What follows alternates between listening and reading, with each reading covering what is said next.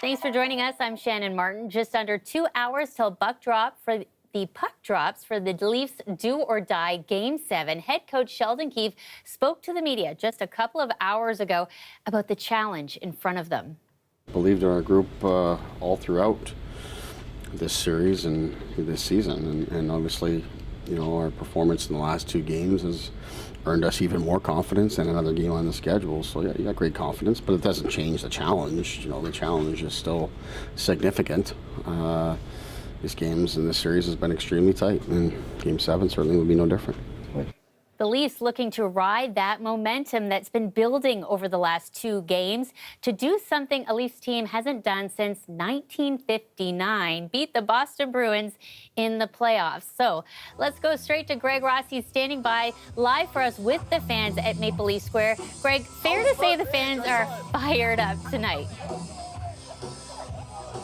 They're trying to talk to me. I'm trying to talk over here. But yes, Shannon, they are fired up like I haven't seen in a long time here in Maple Leaf Square. They've been singing, they've been dancing, they've been chanting, "Go Leafs, go," all night. And we're still 2 hours from puck drop. These fans are ready to go, and they're really enjoying the moment. Remember, the moment wasn't so great just about 7 days ago when the Leafs were trailing 3-1 in this series. Managed to come back with two big victories this week to even this series up at 3 games apiece and force this 7th and deciding game. And I'll tell you, I saw some dejected fans here earlier this week, fans who weren't sure if the Leafs were going to be able to do this, fans who thought maybe this was going to be another disappointing year. But look at the fans here shaking their heads. Yes, because you believe that this is going to be the night for the Leafs. I think it's good. Look at the fans, man. This is the energy that we had. This is the energy that we had right before the game, and there's like an hour before the game, and we already have this energy. If it's gonna be any night, it's definitely gonna be tonight. Leafs in 7, man. Leafs in 7. We're hoping that those players in Boston tonight feel the energy that's happening on the streets of downtown Toronto, Shannon. It's incredible, the atmosphere here. There's going to be a lot of fans hoping to be partying on the streets if the Leafs can pull off the victory tonight. Yes, and you know, one of the big questions a lot of us had is, would we see Austin Matthews back on the ice tonight? What do we know about that, Greg? Well, here's what I can tell you. Austin Matthews, once again, is now going to be questionable for this game, which is something we've gotten used to over the last 3 games. Austin Matthews has missed the last 2 games because of an undisclosed illness that the Leafs say gets worse when he exerts himself. And the Leafs have managed to win both of those 2 games that he's missed, and they've prepared to possibly not have him in the lineup again for this game.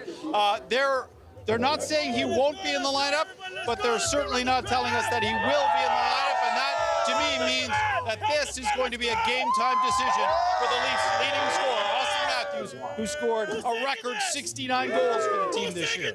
Yeah, so we're going to be watching for that at 8 o'clock, and we can see just how diehard the fans are, Greg. But, you know, we have been disappointed in the past when we've gotten to this point. We know Boston is a longtime nemesis. What do you think makes tonight different? Well, you know, it's interesting. You look around here, and so many of these fans have been coming year after year. You recognize so many of the faces that keep coming back every year to watch these Leafs, and they've felt that disappointment. Some of them were here back in 2017 and 2018, 2 series that the Leafs lost in the first round of the Boston Bruins. Both of those series also going 7 games. They've lived it, they've experienced it, but for some reason they think that this year is going to be different, and they're hoping that players like William Nylander, who had a pair of goals in the Leafs win on Thursday night, can be the difference, especially if Austin Matthews isn't able to play. But you feel like this is going to be the night. Can't hear a word I'm saying. It's way too loud. I can't hear anything. Can't hear a word because these guys are so loud. But you guys, you think this is going to be the night? We're taking it home. We're taking it home, baby. These fans are ready. They're ready to celebrate. They're ready for the Leafs to move on to the 2nd round of the playoffs. And that's amazing when you think about where they were just a week ago, Shannon. Absolutely. And what's amazing, Greg, is your focus and ability to hear me even speaking to you. Thank you so much. We love watching your reporting on this, and we're all going to be watching tonight. Thank you so much, Greg. Thousands of fans, as you can see, expected tonight at Maple Leaf Square, just one of many big events bringing big crowds. At the same time, there are some major transit closures, and the gridlock in some places is just downright painful. Clara Pasica spent the day talking with commuters just trying to get around. You could say one of the best and worst things about Canada's biggest city is there's always something going on. From cheering on the Maple Leafs in playoff action to trying for a new personal best at the finish line. But what happens when all that fun collides with major transit shutdowns and construction? Just ask these commuters trying to navigate the TTC today. I'm not feeling well. I have a headache to waiting for the train. Only one line. I'll say patience is virtue, and when they work it out, we're going to enjoy the services after that. Subways are running on Line 1 Yonge University on a single track this weekend. It means that customers need to transfer trains at Lawrence West here and Wilson Station in order to continue their journey. But it can make for a slower commute. And it's just as painful for GO riders this weekend. The Lakeshore East line is shut down for track work. GO was really good at announcing this all well ahead of time. And as a result, anyone who was paying attention should have been able to prepare and leave early and whatnot. But yeah, it's a little bit tough on a busy summer weekend. From transit headaches to that ongoing construction along the Gardiner, combined with major events bringing tens of thousands of people to the core, some say no wonder commuters are fed up. So at some point, the city's got to be prepared to say, nope, not happening. Your marathon's nice, but it's not happening. Now, is that a policy the city wants to take? I really doubt it. But we're in a situation where there are some very large construction projects happening around town. They've been known about for years. And so we can't simply pretend they're not there. And the amount of road capacity into downtown is going to be at a premium. And the gridlock grief could be even worse Sunday, when 14,000 racers will be pounding the pavement for the Toronto Marathon, with a number of road closures in place starting at 5:30 a.m. Yeah, I'll probably stay away from the area just because of expected congestion. The marathon I don't mind because it's once a year, that's okay. I believe the road construction could be better planned, especially not with summer.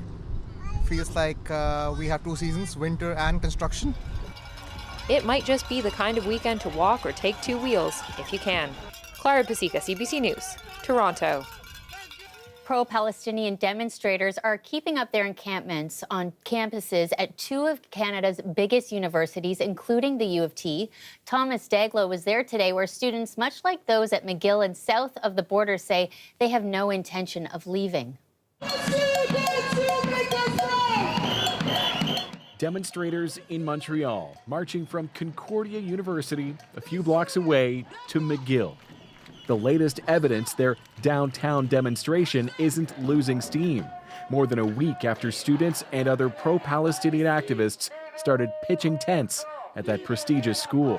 We expected police to come in at least in the first few days, but honestly, we realized the Canadian context is very different, so we're happy to see that.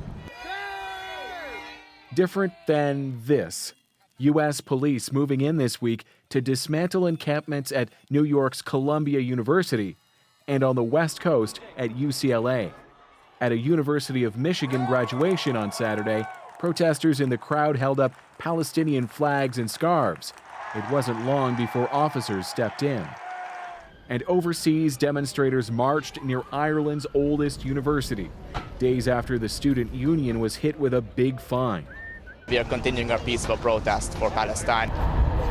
Back in Canada, at the University of Toronto, demonstrators control the entrance to their fenced-in encampment. They insist they're staying put until school administrators agree to their demands. So if they want this encampment cleared, all they would have to do is commit to divesting from Israeli apartheid. Divest from Israel to support the Palestinians, to stand against genocide. But just outside the encampment, we came across counter-protesters, upset with what they consider hateful chants and messages like the one on this sign, which they interpret as a celebration of the October 7th attackers. Is this what we're glorifying in this country? That's hate speech. We won't stand for that. In Canada's two biggest cities, demonstrators aren't budging, as that protest at McGill stretches into its second week. Thomas Dagg, CBC News, Toronto. Meantime, efforts to secure a ceasefire between Israel and Hamas have intensified. As Chris Reyes shows us, talks are on again in Egypt for a potential deal that would temporarily pause the fighting. More Israeli airstrikes, more deaths in Gaza as negotiators attempt another ceasefire deal. A Hamas delegation is now meeting with U.S., Egyptian, and Qatari officials in Cairo, among them CIA Director Bill Burns. And the reality in this moment is the only thing standing between the people of Gaza and a ceasefire is Hamas. The deal on the table calls for the release of some Israeli hostages in exchange for Palestinian prisoners, a ceasefire, and staving off an Israeli offensive in Rafah, where more than 1 million Palestinians are sheltering. According to reports, the deal would happen in phases, with the first one lasting more than a month. In my experience, these negotiations usually have two speeds, slow and slower. At the same time, I think we're probably closer now than we've ever been before. It's the latest effort since the October 7 Hamas attacks on Israel. Other deals have failed to result in a long-term ceasefire. If we see in the coming hours or days an Israeli senior delegation going to Cairo, we will know that there is forward movement and this is being taken seriously. In Tel Aviv, more protests demanding that the Israeli government reach a deal to release the hostages. Until this is real and until I will see hostages actually coming back, I won't think about it too much. Pressure is mounting on Israel to end the war as the situation in Gaza grows more dire by the day. The head of the UN's World Food Program says the northern part of the enclave is now in a full-blown famine that's quickly spreading to the south. It's horror. It's so hard to look at and it's so hard to hear also. So I'm so hoping that we can get a ceasefire and begin to feed these people, especially in the north, in a much faster fashion. It's believed that more than 100 Israelis are still being held hostage in Gaza by Hamas. According to the UN, more than 30,000 Palestinians have been killed since Israel launched its military offensive into the enclave. Chris Reyes, CBC News, New York. Sophia joining us now, both of us in our Maple Leafs blue. I see a lovely night for all those very intense fans ready to party. I'm firmly on the bandwagon with my blue. We'll talk a little bit more about the forecast for all of you in Maple Leaf Square in a moment, but luckily you have your jerseys on. There's a really high UV index out today. Today was the day to definitely cut the grass. Tomorrow is a gloomy, showery, potentially stormy day. Big line of storms coming through parts of Illinois, and it'll bring some early morning pre-dawn storms for those of you sort of nickel belt up to the Timmins area. Peters out, and then afternoon, early evening, there is the chance for some storms throughout parts of southern Ontario, sort of that London to Toronto stretch, and then some really nice clearing. Not a great first half of the day, though. Lots of cloud, the potentials of some light showers, and if you do get a rumble of thunder, a little bit more rain associated with that as well. Not a ton of rain, 5 to 10 millimeters all throughout, and then we could hit sort of the high teens, low 20s for Sunday. Couple good golf days for some of you Monday and Tuesday before the next system comes in from the prairies Wednesday and Thursday. A few 20s for some of you in parts of the Ottawa Valley as well, and even some high 20s in parts of southwestern Ontario with folks. Can't believe we're talking about this already. Bit of a humidex as well. Feeling like 28 in Windsor on Wednesday, feeling like 27 in London and 25 in Hamilton, with that really strong southwest flow. Now, for anybody at Maple Leaf Square, couldn't ask for better weather right now. 15, overcast. You can see all the screens really well. It's not super cold, not super windy as well. And Shannon, after the show, I think I have a bit of a wardrobe change to make here. What do you think? Yes, perfect. Go Leafs, go. It works on the green screen too, right? Thanks, Sophia. And that's where we're going back again. Maple Leaf Square, Leafs fans gearing up for tonight's game 7. Do or die against Boston. Keep it locked right here on CBC. Puck drops in 90 minutes. We'll see you tomorrow night at 11.